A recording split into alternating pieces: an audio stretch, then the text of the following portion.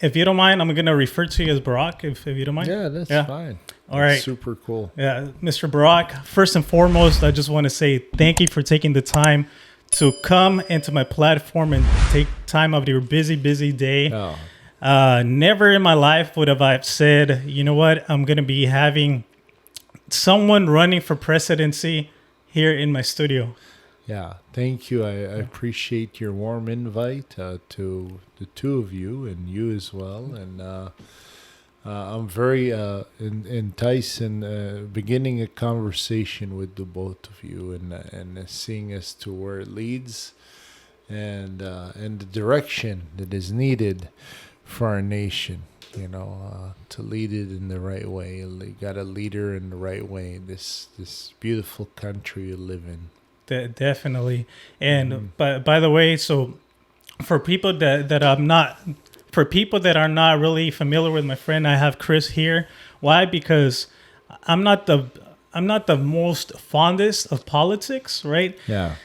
Just because I don't agree with a lot of different things that are going on with the world, right? So after I myself was digging into a lot of the different things and I found out what's really happening behind the scenes, it would get me frustrated. It would get me a little bit depressed. But then at the same time, I realized that I can't really do much, right? One person can't solve the issues, right? It takes a whole world, a whole community to come together, right?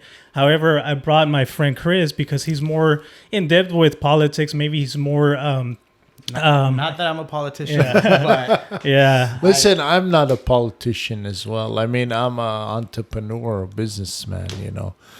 We're all business people out there. I mean, a lot of us. Yeah. And being in business, you have to know the logistics of staying afloat. That's number one. So you're not in the red. And you have to focus on, the people and servicing the people appropriately so that they have all the amenities and the needs that they're seeking as your service.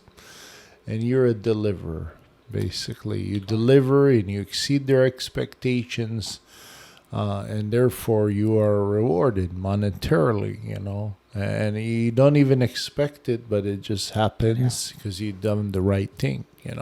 Definitely. So to interpret that into our government or governmental system that we have, that's the type of implementation that is needed, and we're crying for it, where our nation is, I think, over north of $40 trillion now in debt, and we're looking as to what we're going to do. And look at our president. He's going over traveling to Japan and various areas and countries, to beg, at his knees, at the country's knees, to allowance more time and to pay our debts to other countries, which we shouldn't be in that position. We should not. No. We focused a lot of our resources helping other countries.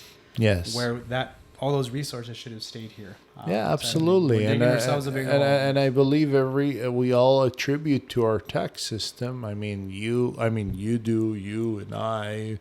Just citizens of the United States, we attribute taxes into our tax system, and they're not even approving as to the approval of the people as to where the money should be channeled, for interests is needed domestically in our country. We should be involved in foreign affairs, within the world. I'm not saying we shouldn't. However, we need a lot of focusing into our country domestically, into the needs, of our country, our children's education. We haven't pinned that down. There's a lot of subjects we could, and the divisiveness of our nation. We're so divided, and we need to unify. Together as a nation. We have to get rid of all the hatred and the racism and all of this bigotry that's going on in our nation. And hot topics, definitely hot topics. yeah, we have to bring the nation together because there's no reason for any of this. We're all Americans. We're as one, no matter where you come or where we migrated from, and all parts of the world. We're here Americans. Yeah, definitely. And you know what? There's so many hot topics. Before we actually dive into those hot topics that I'm sure we all want to touch base and see what those changes or those improvements you do plan on bringing into the country, right? But I would like to play the intro right now. That way we can get started. Before we get into those hot topics, I just want to bring it back a little so you can kind of, the people that may not know you, that way they can get a feel of who you are as a person, right? Yeah. Because a lot of times we see these people on screen, but we don't get to know the person behind those laws or whatever, right? So Absolutely. let's run it. Yeah, let's do it. Let me put the Yeah, earpiece. so you can hear it. I get the full effect of this thing. And again, this is going to be edited, so it's, No, I mean, Are you we ready? could do one shot. Welcome too. to Hoy No Mas Podcast with Angel Houseman. There you go. And there you go. How'd you like that intro? That's very nice. Yeah. So as I mentioned, once again, thank you for taking the time. Just for the people that may not know you, why don't you just briefly introduce who you are, what you currently do as a living. As you stated, you're not a politician, but you're an entrepreneur. But yet again, you're diving into wanting to become the next president of the United States. Yes. That's huge. Yeah, it is.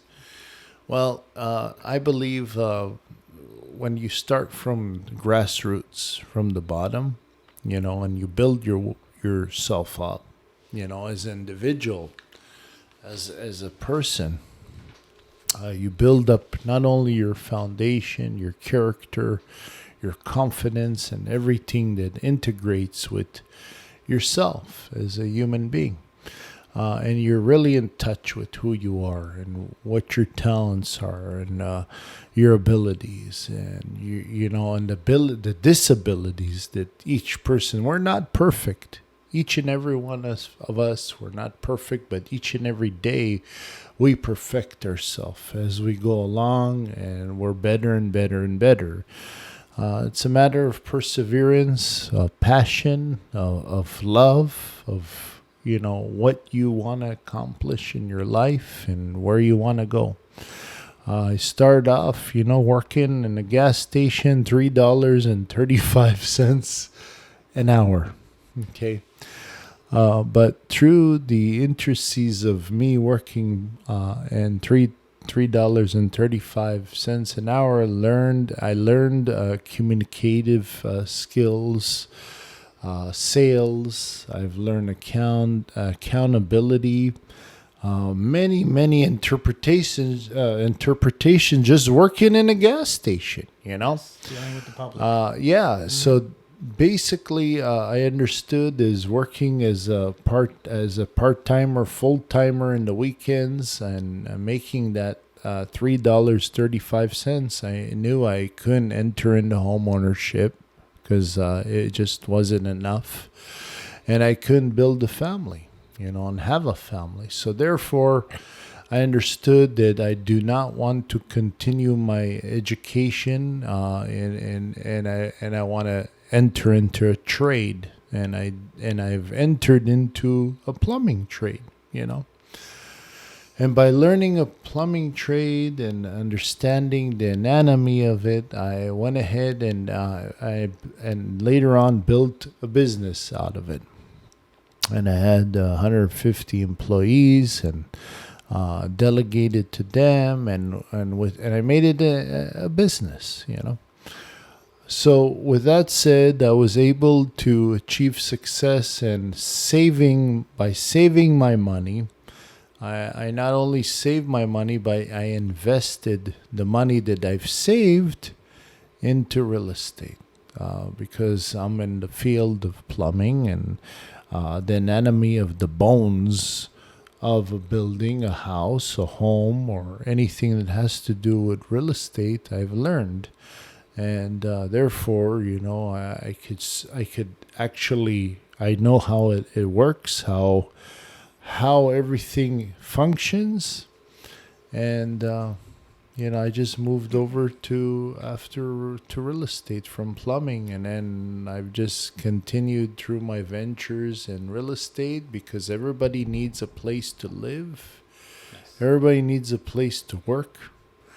And with that said, you need the real estate aspect. People need the real estate aspect. Nice. So it's very important, and I believe every American should own their own home. We should have programs, which I, as president, will initiate programs where we have affordable housing for U.S. citizens, so they may enter affordably into home ownership and build equity and wealth within time. Nice. And with that being said, with everything that you just mentioned, right? Sounds like you're very successful. You've had a pretty well path that you've been able to like sustain yourself, your family. Why go after politics? Why run for governor? Why now running into the field of wanting to become president? Why apply that extra pressure on yourself, that extra stress on yourself when you can easily live your life comfortably? Yeah, maybe the rest of the world or the country, right? Maybe they might have their own situations and livelihoods, but yet again, you could be well off. Yeah. So why dive into that? Well, I believe life is more than just being in the field that I'm in. And throughout my life, I also studied politics because when you're in business and when you're doing ventures and transactions and real estate, you understand what to do, what not to do within the time frames that each politician is in office. What direction the country will be in. So if the country's going down and nosediving, okay, that's the time to go ahead and buy. When the country's at its peak and we're flourishing and everything's hunky-dory, that's when you're not to enter at that point, because it's called a dangerous zone, and entering in those heights. Yeah. So now with what you just said, right? Yeah. I have a lot of friends that are realtors, right? And they always say it's never the wrong time to buy a house. But yes, I tell them, I get you, right? You're a real estate agent. You have to make your money. But to them, they're like, well, do you want to be paying somebody else's mortgage? But there's a window of opportunity when you can actually, I guess, take advantage of the current situation, right? That's right. Like now with the interest rates being as high as they are, actually the pricing has come down, and by it coming down, I mean, it's all proportionate. When the interest rates go up, then, everything comes down. And when the interest rates are lower, prices are up. So it's actually a good time to buy now, because you would enter in a pretty, a good phase within the pricing and what's going on in housing and what have you. So you pay 7% or you pay 6%. I've gone into deals where I've was in the 7th percentile in interest rate, and you're talking like a $2 million loan on a commercial property, But I bought it for like $3.9 million at the time, and when the interest rates came down and everything, all of a sudden, I put into place great tenants, and the center is thriving, right? All of a sudden, it's like a $9 million property. So when the interest rates come down, then I refinance that property because it's worth more, right? And then in turn, I get my mortgage and the interest and the the portion that goes in for the principal, which is it's amortized usually in a commercial property. So there I am. My property's worth more, right? So it's now from a 3.9 to a $9 million property, and now I'm cash flowing, another $10,000 a month, just by the interest rates. By me refinancing, I built equity, and I've achieved more in income each and every month. So I believe it's very wise to get into property now. Yeah. Mm-hmm. If I may ask, were you into real estate in 2008? Yes, I was in 2008, 2009. I was entering the market at that time. And then I entered the market in 1994, 1998. I entered the market in 2003. In various times where it was... we didn't have the prosperity and the flourishing and everything that went on in our nation. Got it. Okay. You understand? The reason I'm asking is because When people went out, okay, I've entered. People, when they go out, I don't go out. I never go out. I just hold everything that I have. Right? I weather the storms of what is needed. I prevail. And as you know, in real estate, if you take a chart, within a 25 year span, it's always at an upward trend. You never see it going down, And if it does go down, it goes gradually down a little bit, and then it keeps ticking up and down and ticking up. But the overall picture is it's an uptrend. Gotcha. Okay. So you can't go wrong. So why presidency? Well, why I went into presidency, why I'm looking to run as president, is because I want to bring, because I know how to manage money. That's my expertise. And, I know that you can, when you manage a business or what have you, either you have to stay afloat or there has to be profitability, one or the two. And this nation shouldn't be in deficit. We should be in a surplus of money in this nation, because we have a lot of attributors to our tax system here. So we all work hard, and I believe we need transparency in this nation. We need everything presented to the people. We need to bring the power back to the people, and not to politicians or special interest groups or these large corporations which have influence onto our politicians. We need politicians that are not to be bought, you understand, and not to sell our country short. I love the fact that we can trade amongst other countries, but I believe it should be equal, in trade, dollar for dollar. So we export a dollar, you're exporting a dollar. This way we keep our people busy, you keep your people busy, and that's fine. I also would like to bring back the manufacturing and the industries back to the United States, whereas we're producing our own goods, and we see all our labels made in USA, so we bring back everything back to the country, Right.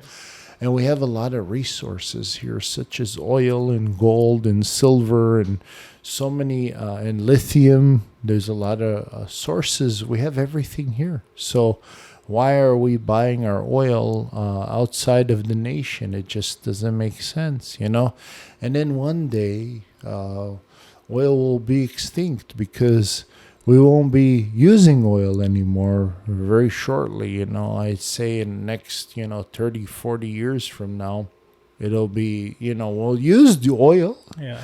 but not as much as we're reliant as today. Right. And I also believe that we're going to have hydrogen into effect as well. There's a big surge right now for Yeah, investing in that's hydrogen. what it is, because what's happening is the batteries that are in the vehicles, electric cars, the weight of the vehicle is much heavier than a regular gasoline powered vehicle, and therefore it causes more friction and more wear and tear on our roads and what have you. So I believe we're going to switch to hydrogen, where we don't have the weight on our vehicles, and we will run more efficiently and cost efficiently through the air. And that's what I think is going to happen. Is that something that you would push for? Yes. As a president? I would. Renewable energies? For clean, for we all have a clean environment. Absolutely. But it's a team effort throughout the world. It's not just our country. If we go ahead and interpret these values in our country, it wouldn't be significant just as us as a country practicing the means of environmental, as far as saving the earth, whereas the rest of the earth is blowing smoke in the air. Now, before we actually got started with the podcast, by the way, I love that you said that you want to bring the power back to the people and you want to bring that transparency, right? I love that. Before we actually started the podcast, you were actually saying a lot of things. Well, I mentioned that I watched some of your previous either podcasts or videos that you have online, and you were honestly stating everything that I believe in and everything that I think politicians should be stating out there, right? To be living a healthy lifestyle, to, for instance, when the whole COVID and vaccine issue was going on, never did I hear once anybody mention in the media, hey, guys, go out there, drink lots of water, eat lots of fruits and vegetables, go out for a run, right? They were totally, the message they were providing was a total opposite. Staying home, don't be near people.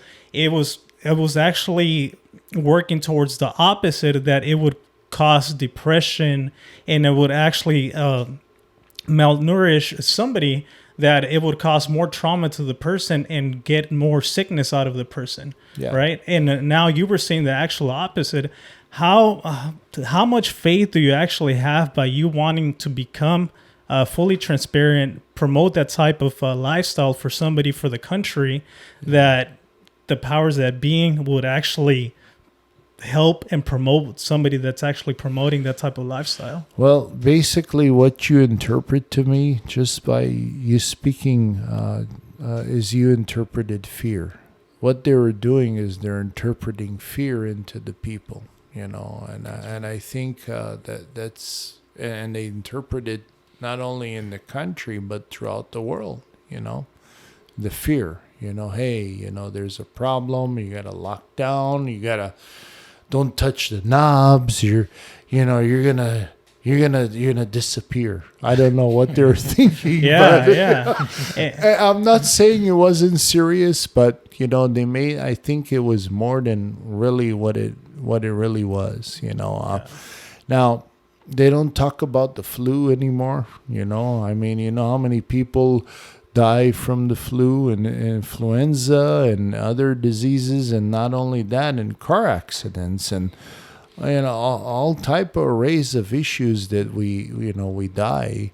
They haven't talked about that, and then what, the government also paid for every COVID case that there was, so basically everything was interpreted into a figure of monetary and to people's advantages, that are in the game, and I just feel bad for the people. I didn't go along with it. I haven't been vaccinated to this day, because I believe it's a choice, and everybody should do what their heart desires and what exactly. I mean, listen, if you want to take it, take it. You don't want to take it, don't take it. You have to believe in it. You just, people can't infer things, and the government can't infer things to the people.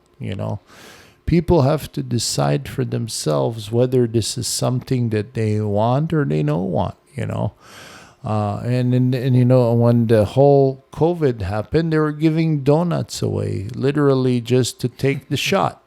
So what does that say? You're bribing people for a donut to take a shot. I mean, that's how cheap life is. They were even offering weed, right? So. But now let me ask you this: How? I'm just saying, isn't that nuts? Yeah. And I agree with you. And sadly enough, people fall for it. Yeah. They take the weed, they take the donut, they take whatever they're given, and they're saying, "Okay, jab me." And some people were going 8, 9 times in jabs, and 20 times, and 30 times. But it's just so sad. Yeah. It really is. So what are the repercussions of that? That's something that we're going to see in time. Yep. I agree. So you know what? When I was listening to pretty much your speech or your video online, and you were mentioning promoting a healthy lifestyle, everything you were saying was making sense, right? Mm-hmm. Now, when I was listening to the media back then, at that time, nothing made sense at all. Yeah. Right? Nothing at all. Yeah. So now, but what struck me the most was that the majority of people were blinded and they believed everything they were putting out there, right? Yeah. It really, really put everything into perspective, how much control they have over the people. And it was a little bit sad, right? I even talked to a lot of my friends and close family. Don't do that. Do this, right? Go out for a run. Hey, be with your family, right? Yeah. Be happy, because fear, we're all vibrations, right? And what they wanted to promote was fear. They didn't want to promote love because love is the highest vibration, right? So anyways, everything you were saying, I totally agreed. Now, do you think they want to have somebody with that mindset being a president? Do you really believe that? The thing is that the problem is everybody in D.C., not everybody, but most everybody that are in these leadership positions, they're bought. They're bought monetarily or in a direct way or what have you, and that's wrong. That really is, because the people the people, citizens, we get the short end of the stick, and everything is to the leader that is in position to their advantage, and their pockets and what have you. So we should have integral people in these positions and leadership positions, and we need people of entrepreneurially experienced that have run several successful businesses that have thrived and never filed bankruptcy and always encumbered the storms, whether it's sunny or rainy or any which way. And those are the type of people we need in this position. So we run the country as a business, just like anything else, and this way we're not in the knees of any country and begging for forgiveness of our debts. Mm-hmm. We are self-sufficient. We have our own money. We're a bank of our own. We don't need anybody else. We were once a superpower of the world, the United States. But now that's just not happening anymore, and if you look at it, we're well behind in many aspects from the world and other countries. So we got to step it up. That's what we got to do, and we need people that have fresh ideas, values. And we need young people in these positions too. Like, look at, our current president, he's like 80 years old. I never speak in behalf of others and their names and what have you, but I mean, he's almost 80 years old. He's going to be now, he wants to run again. He's going to be like 82, 3. I mean, it's pretty much at the end of the road at that time. I mean, we need young people in these positions, energetic people that could bring the country and the world together as well. And bring good energy and vibes, because whatever you interpret out there, that's what you get back. There's no free lunch out there. No. Yeah. So basically, to make a long story short, I believe I have more of a mission here. Me and my wife, we've ran in Las Vegas and throughout Nevada, all throughout the state. And we interpreted a lot of the people's wants and needs and their pains and what they're going through and what type of leadership they want. And we've interpreted that very well, and throughout the country, because I'm a U.S. patriot. I love this country. It's done well for me, and I capitalize, and I've done a lot of things here in this country. And those who have sacrificed and fought in the forefronts for our freedom, our Constitution, our rights, and enabled me to capitalize, I want to give back now to the nation. It's not about money. It's not about anything. It's the love of the country, and I love this country, so I want to give back. So this is a way that I want to give back to the country, is my experience as an entrepreneur as to, bridging the wealth gap from a 1% to a 40 or a 50 percentile spread. So we could spread the wealth to everybody so that everybody can ascertain the knowledge that is needed to achieve success. And that's why I'm running. So there's more to this than anything else. And I will donate my presidential salary to our children's education. I'm not interested in the salary or anything. Just here for the people, for the nation. And that's my bottom line. I like that. Do you feel with everything that you're trying to do, because I strongly believe everything that you stated, the United States, and it's the land where opportunities are given, right? And you can literally become whatever you want. Yeah. I really, really believe that. But I also believe that there's some people of power. I guess like you're saying, pretty much what I'm trying to say is that there's certain like bad apples in the tree. Yeah. Right? Yeah. That are making everything bad. And unfortunately, right. I really, really don't think those people want people like yourself to be up there, right? That's right. Because then they're the paychecks are they're stopping to come. Exactly. They're not receiving the checks that is needed, and the lobbyists and everybody that attributes to their pockets, So the paychecks stop, and we get into legitimacy, we get into integrity and honesty and transparency in our nation. Like when I preside as a president, everybody has a right to see what I'm doing and how the nation is going and how much money our taxpayers are all attributing to our tax system and where our money is going, where it's being allocated, and what ways we could cut, what ways we can do in order to enable the nation forward and the subjects that is needed in our nation. I wholeheartedly believe, number one, the economy. Economy is number one.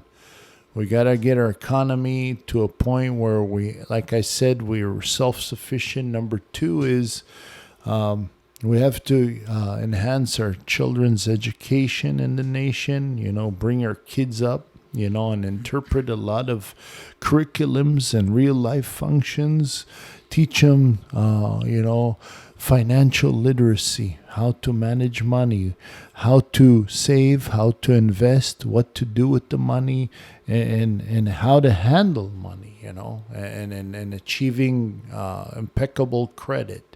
How to obtain a home, how to obtain a loan on a property. All these intricacies just present as much needed to our children. Right. That's another thing. Now, the other thing is, the last but not least, is I like to focus on immigration too. I like to open the doors in the immigration subject. However, everybody will come here legally in the United States. I believe we should protect our borders, make sure everything is enclosed. People just don't walk in to our country. Yeah. And people are, we believe in migration. We believe in immigration and migration in our country, and everybody should be invited to the American dream. However, each person that comes in here should be admitted legally and pay an admittance fee in entering our country. We identify them. We give them a social security number. We give them a work permit. They work. They attribute to our communities, to our tax system beautifully. And then thereafter, three and some odd years, we give them U.S. citizenship as well. So they're U.S. citizens of the United States. So, and that's the best membership you could have, U.S. citizenship. So there's a lot of things I like to implement, and when I do become president, I like that. I would say that one of the hot topics that's going on right now is the Title 43. Yeah. Which I'm sure you're aware of.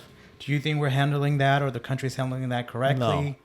Would you go about it differently? Well, I everything is open, and what's happening. Not only that, not only we are suffering as a nation, but the people that are trying to enter this country and entering this country they're also going through pains and what have you. They're getting separated from their families. There's a lot of children that are dying within the process of cross-bordering into our nation. So it's just a chaotic subject, and like I said, what we should do and what we have to do is we have to secure our borders, so that we tell everybody, listen, our borders are closed, and they are closed. Please don't even attempt to come, because you won't be able to come. So if you like to come, you're more than welcome to come, but you are to come legally into our nation, and we will give you the abilities to come in legally without doing all of that. Right. And follow this process, right? Right. Something that I like to compare that, right? A lot of times, especially Hispanics that I know personally, right? Mm-hmm. They don't like, the border patrol attacking these people or protecting the border, right? But at the same time, I like to compare it to a home, right? You have your fence around your home, right? Mm-hmm. You don't want just anybody crossing that fence, right? Now, you have your fence for protection, right? But if you want certain people, then you're the one that decides to welcome them in, right? But of course, you just don't want anybody just hopping over your fence. That's right. That's right. You protect your boundaries. You protect your property. You protect what is yours righteously. You own. Now, if you want to invite people, like you said, invite. This country is not about diminishing the American dream. It's about inviting people to the American dream, because we're all migrants of some sort, Definitely. So there's no argument in that sense. It's just a matter of you have to come in here, and it has to be easily accessible and coming in here legally. Yeah. That's all what it is. So previously you mentioned education. How would you improve education? Because I have a lot of strong feelings when it comes down to current education, right? How would you focus, or how would you try to improve education or the next generation? You mean the medication you're talking about? Education. Education, you're Yep. saying. Yep. Okay. Well, education, I believe kids are like a sponge. They absorb knowledge very easily. They're very smart. Even as, we've progressed in the era and these days with technology and all sorts of things, interpretations and intelligence. So we have a lot of ways in educating our children quicker than we ever had before. And that fact is that I believe a lot of the introductions in our curriculums and subjects of real life should be introduced at a young age of a child. Talking maybe 6, 7, 8 years old. Start teaching them, subjects of, like I said, literacy, financial literacy, how to save, how to invest your money, and how to achieve impeccable credit, how to buy a home, and entering the American dream of owning your own home at a young age, teaching our children to work at a young age.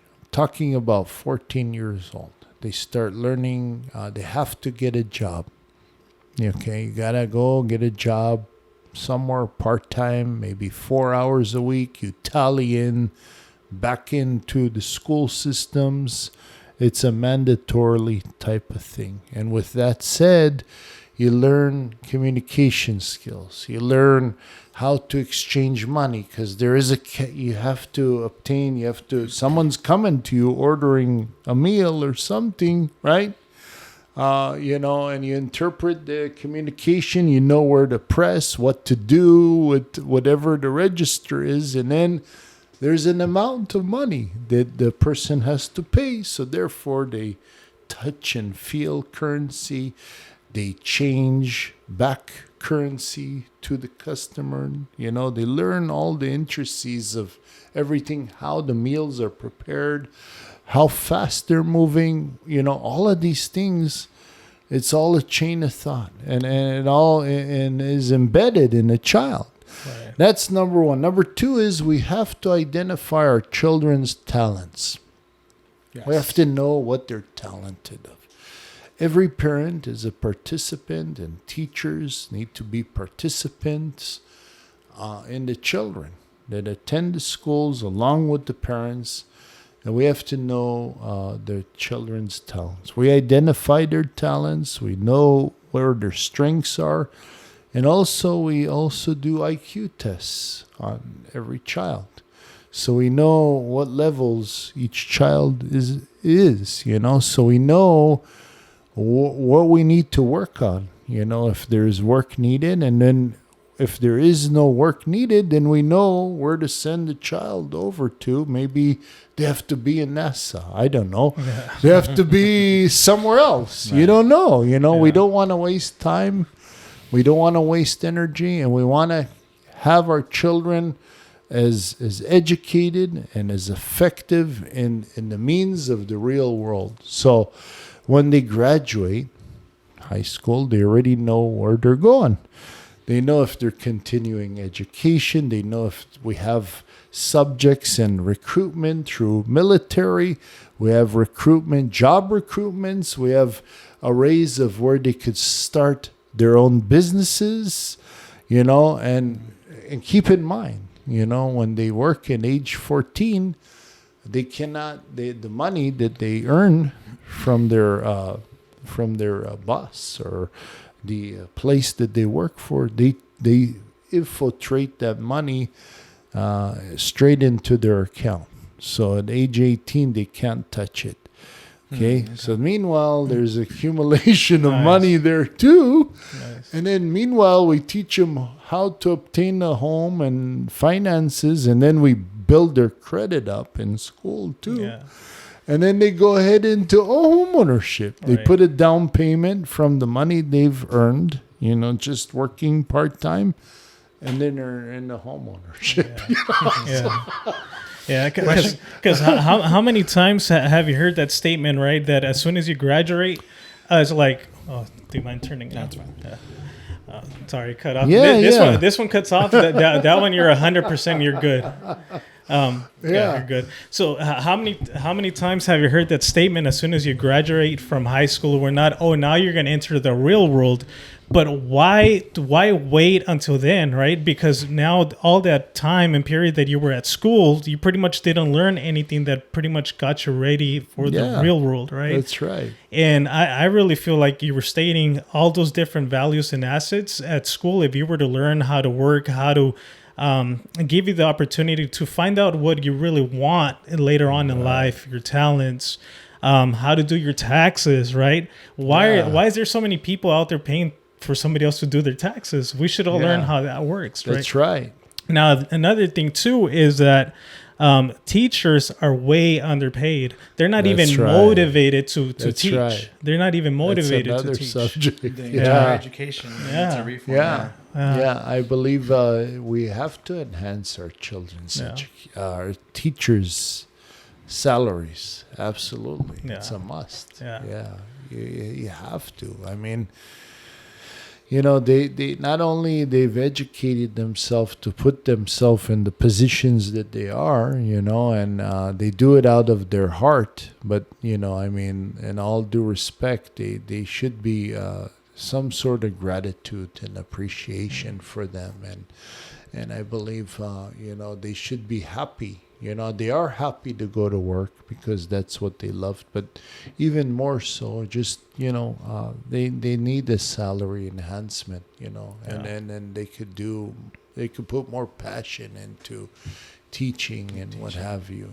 It's very important, and they're all day with our children too. If you think of it, I mean, we're not with our children as much as teachers are in schools. So, we are a parent, but they are a co-parent with us, and especially those who don't have parents. There's a lot of children that have one parent, a single parent, and not the other. So, the projection of what we do in our schools can matter as being another parent in the household, or sort of role or a figure, and that's through knowledge. That's the only way, through knowledge. Actually, Chris, you also had a hot topic there that I really wanted you to ask, or at least to bring up, about gun control. That's something Gun that control, it's a big issue. Obviously, we won't get into the police brutality and whatnot. It's a different topic, but a lot of it comes with gun control. Yeah. And it's always been a hot topic when it comes to, a president or a candidate running for presidency. What's your take on that? Are we doing enough? Are we not doing enough? I tell you right now, I believe in all our constitutional rights and amendments in our Constitution. So, I mean, it is part, as we can bear arms, our Second Amendment, which I'm wholeheartedly about, and everything that is in, as I said, interpreted in our Constitution. In regards to our guns, we have to be more vigilant in ways where I believe everybody has a right to defend themselves, not as an aggressor, but as a defender. Aggression is not needed, and those that are aggressors, we have to have the ability to take them down, so they don't cause any more harm to people in our societies and what have you. So by bearing arms, we have the ability to defend ourselves. Now, if you ask me if we need a semi-automatic rifle, that has 100 rounds in the magazine or 40 rounds or what have you. I mean, we're not going to war, we're not going out to war, So I believe there should be some sort of positions in that arrays and subjects. And also mental illness is a huge, huge factor. We can't have people bearing arms that are unstable, people that are mentally ill.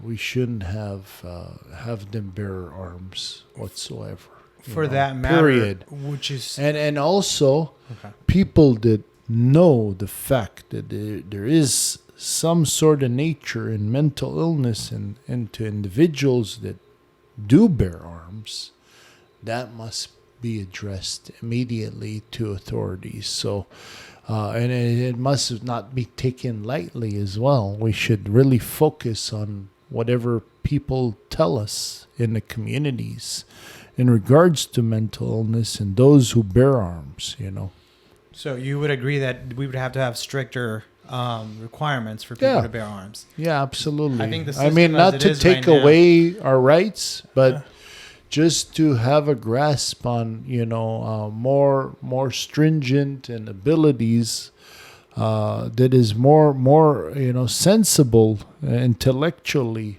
as to the subject of bearing arms. Yeah, I agree. Some sort of like almost like a course, right?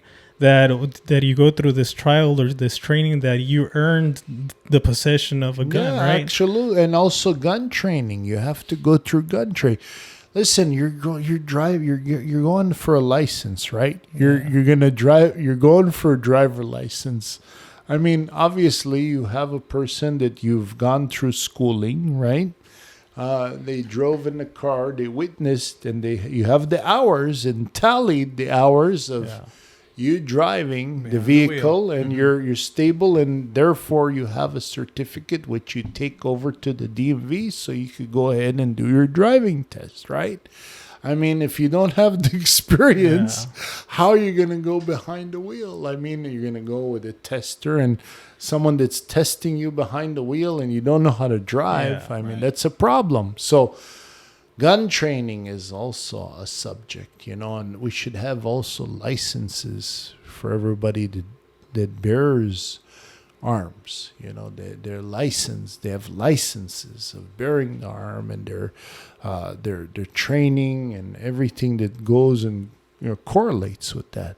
I believe we have to come down with more not restrictions, but more fundamentals on the subject when it comes to that. Okay. Yeah, definitely. Did you have other subjects that you wanted to bring up? I know you. Well, I mean, you did touch on immigration, and I know just going off of key points for the presidency. They're bringing back Title 8, which is like putting everybody through the waiting process and whatnot. That's right. And as of today, May 23rd? We're probably going to go back to the news, and the borders are flooding. And I think year after year, or every 4 years or so, when the elections come up, it's always a recurring theme. And it's being where we're at in Southern California, it's always been a big issue. Yeah, a big impact. It is. It's a huge issue. And I feel like presidents bring it up during their candidacy, but nothing ever really follows through. Right. So being that you fight for the people, you want to bring back to the power of the people. We can all agree that this is a country of immigrants, and we need the immigrant labor force. Absolutely, and I agree with your idea of putting them to a process. And I'm thinking maybe hundreds of thousands, if not millions, of migrants into this country. I'm not talking about a small amount of people here. I'm talking about tons of people entering this country. But those are the ones that we know of. There's a lot of people coming in. But they have to be great people and righteous people and people that have no criminal backgrounds or people that have done harm in their countries, and we don't need any murderers or rapists or people that have done wrongdoings in their countries. People that are good people, welcome. You know, we need the talent. We need more labor force to compete with the rest of the countries in the world in order to produce our goods here.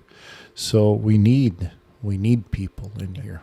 You know. So one thing I wanted to say, right, based on what I've heard in the videos online and things that you were saying right now about, we don't need rapists, which I agree, right? So I wanted to throw this statement out there.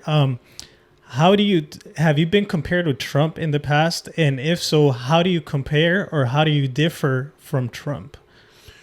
Well, basically, I don't compare myself to anybody or any of the candidates that are running with me or against me, or I'm running against them. I represent myself as a person, and people could see as to, you know, who I am, and I want everybody to know, you know, wholeheartedly who I am as a human being.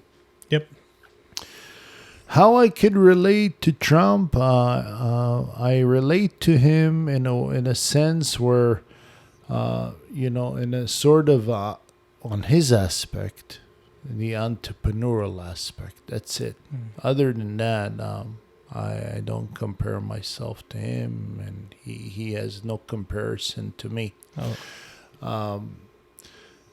Basically, how he lives his life and his ways are his ways, and how I live my life is my ways and my ways. And it really isn't about us or me as an individual. It is because you could kind of see a person and who a person is. Mm-hmm.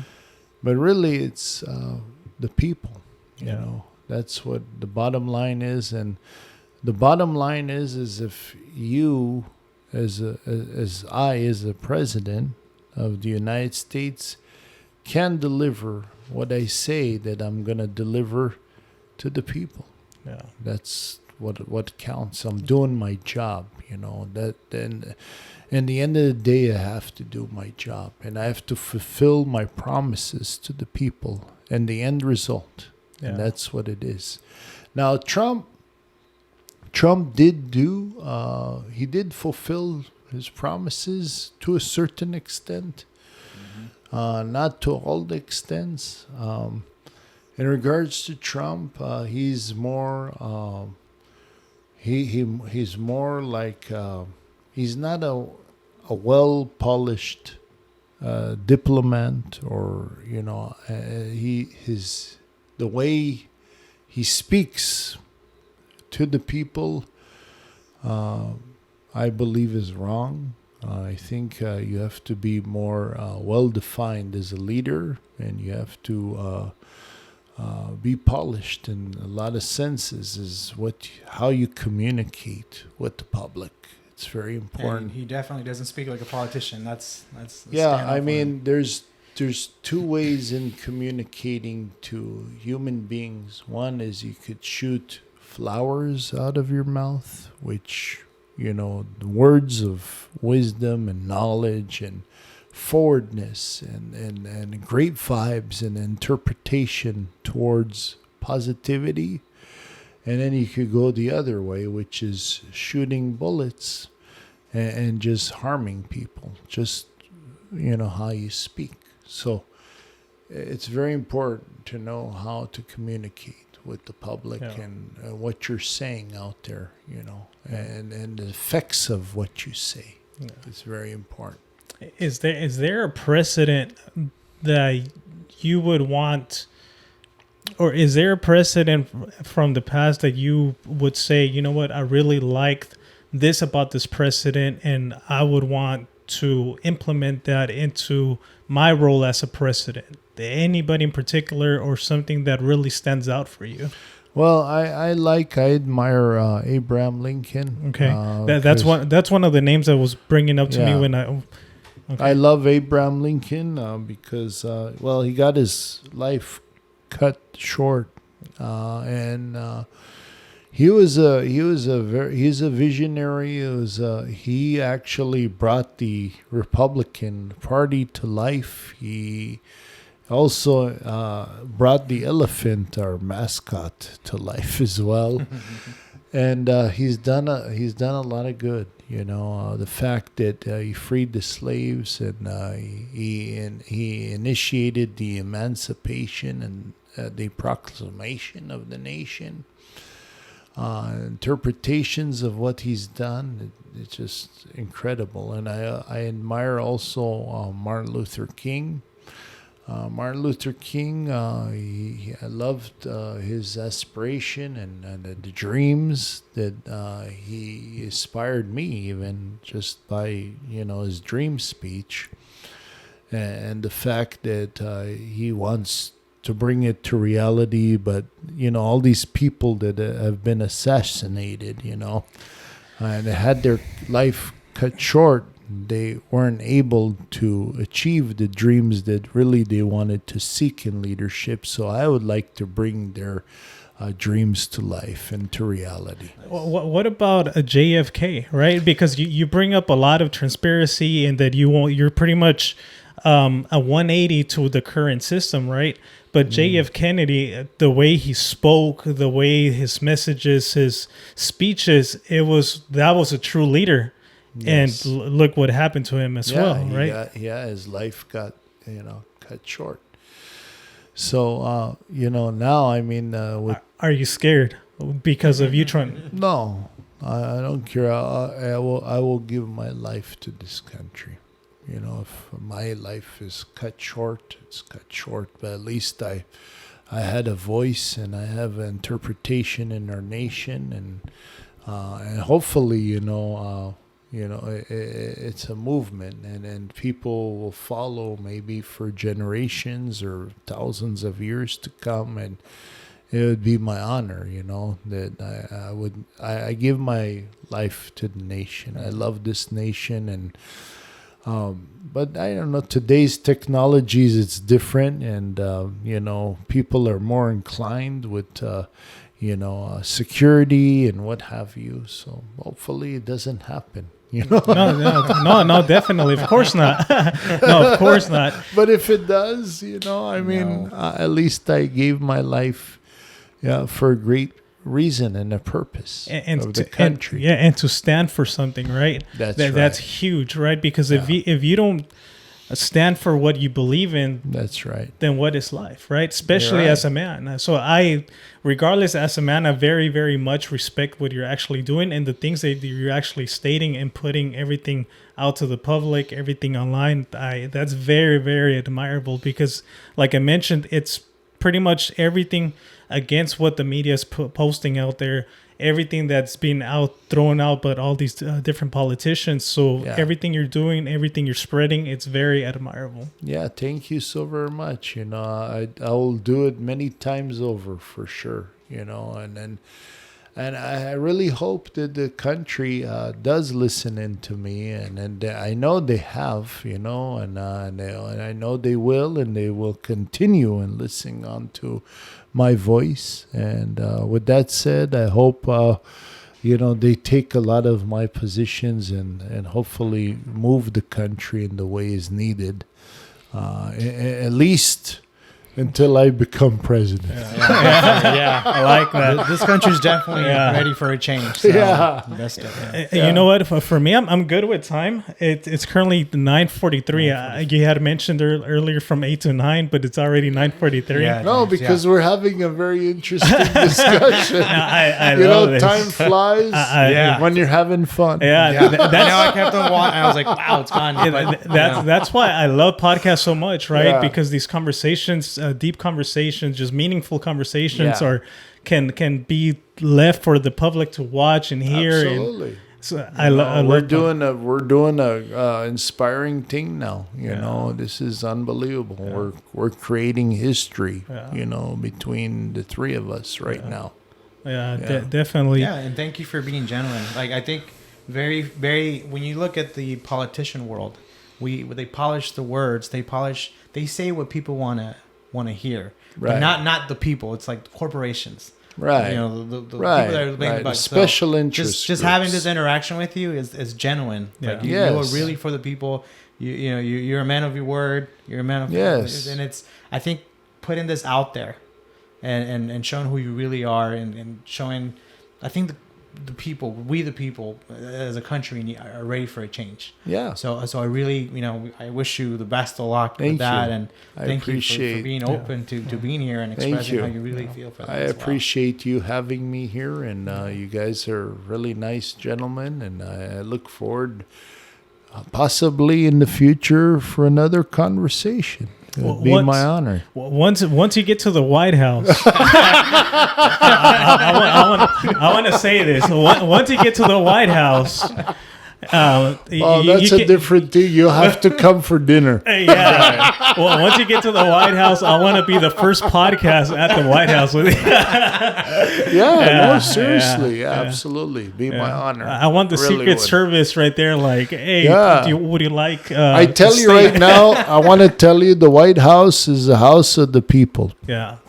Yeah, it's not only the president's house; it's the house of the people. But That's unfortunately, what it they don't is. make it seem like that, right? No, that's how it has to be, and that's how it was, and that's how it was interpreted from the beginning. It's the house of the people, Yeah, the American people. I agree. I agree. So, as they say, mi casa, su casa, mi casa. You know? I'm curious about one last topic. Sure. And then I'll leave you with one final message. How do you feel about TikTok? Well, I tell you right now, my belief is in foreign affairs is we all should get along throughout the world. When I become president, United States CEO, chief executive officer of commander-in-chief of the United States, I would like to bridge alliances, friendly alliances amongst all countries in the world. And I would like to bring peace initiatives and treaties amongst all countries, amongst everybody in between, so that we don't have wars and we don't have the animosity and we don't have the hatred and we don't have all this stuff, where we all live peacefully in harmony amongst ourselves and respectfully. We may all have differences, each and every country.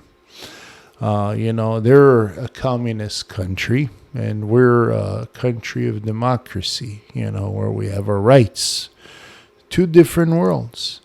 So, we don't have to be the same, but we do need to respect one another and at least admire and acknowledge one another.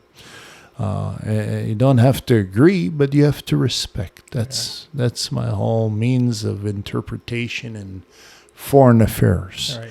In regards to TikTok,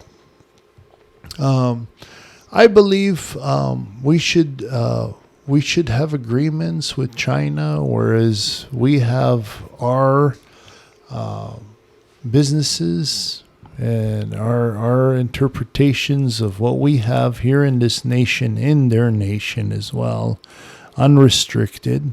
That's what I believe. And furthermore, with us having the ventures in their nation, we should have control over our ventures there and not under sort of communistic stances. So you could have interpretations and the free enterprise in our country, but we need to have free enterprise in your country as well. And that goes for other nations as well. Yeah. So, you want to have free enterprise in our nation, we have free enterprise in your nation as well. And if we don't have that, then,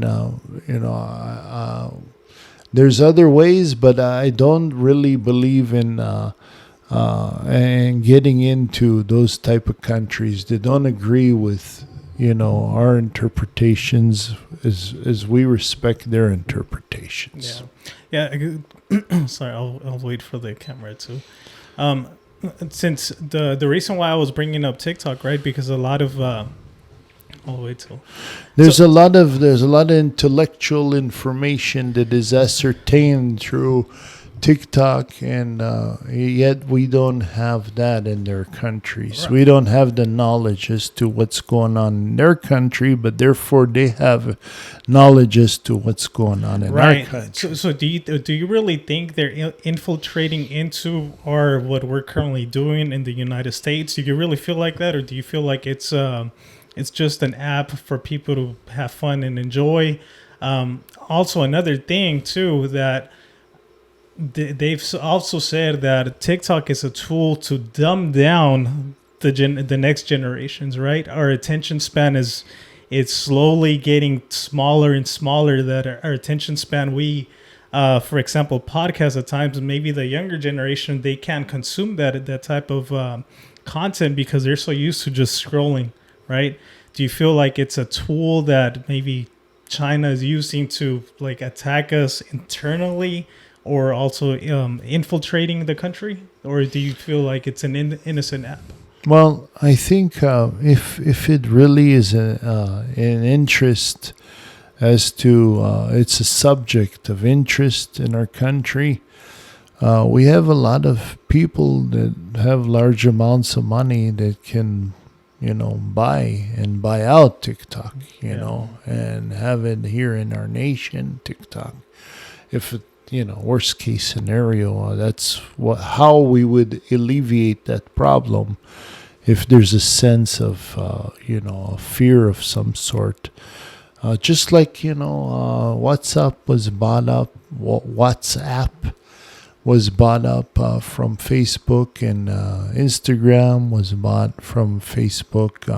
I believe they could ascertain and buy also TikTok, any of those companies. I'm not saying Facebook, but, Elon Musk or anyone else, because we don't want to have too many affiliates in one country, and let's just say in a subject of one company, because then it becomes a monopoly. And when it becomes a monopoly, then they take advantage of consumer. We need to have a broaden and everything spread out where there's competitiveness amongst each other.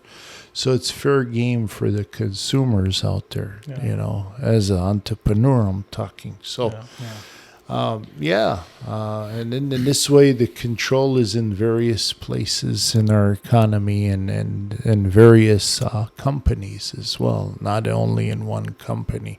You spread your eggs in different baskets. Never put it in one basket, Agree. Okay. Yeah. You got anything else? No, You're good? I'm good. Any last message that you want to deliver to the people that we haven't touched on? Anything, whether it's something that you forgot to mention, whatever you would like. Well, I just I would love to earn all of your vote, I don't ask for money. I don't like to ask for money or contributions, but in the sense of presidency, it's a huge title, and therefore with being the subject of a huge title, there's much money that is needed in my campaign, in order to run. But I'm very, very cost efficient in what I do, and I know where, what subjects and how to allocate the money in the best ways for us as Americans. But your contribution would be very helpful in my campaign. All I'm asking is $1 from every single American that believes in my policies and my position, what I want to do for the country. It would be very helpful for me to run and fight for you, for the people, and bring the power back to you as a nation, as all of us Americans here.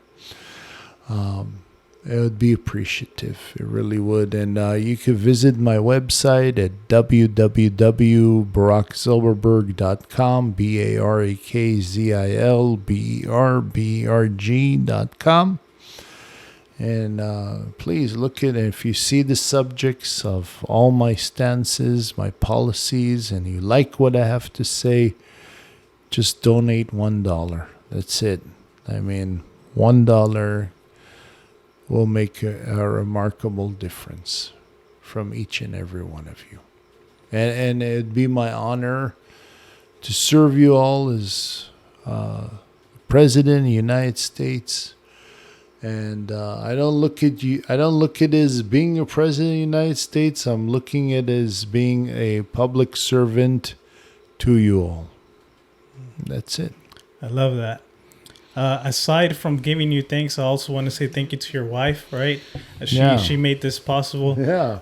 Hopefully, we're able to. Eventually, I would love to have a podcast with you and get your intake from your side, from your end. But yes, thank you for making this possible. Thank you, Mr. Barak, for taking the time and having this conversation with us. Yeah, well, like I always like to end this podcast by, it's a greater risk not taking a risk, right? And you're definitely taking a huge, huge risk. So everything you're doing is very, very admirable, because it takes a lot for a human being to have that vision, that drive. So thank you so very much. Thank you. What? Yes. Oh, it's a bee? Yeah, it's a bee. That's Oh, shit. Did he sting you, Apple? Yeah, Stung her? yeah. Oh, He got you? Yeah, I was literally trying not to lose it. It's You're not allergic, are you? Because we don't want you. I don't think so. yeah. It's because the light. You can dim down the light if you want. Maybe it's because of the light. Maybe that's Oh, shit. It's okay. I actually have an aunt. She gets picked by bees on purpose. Oh, there it is. Because she has. It is.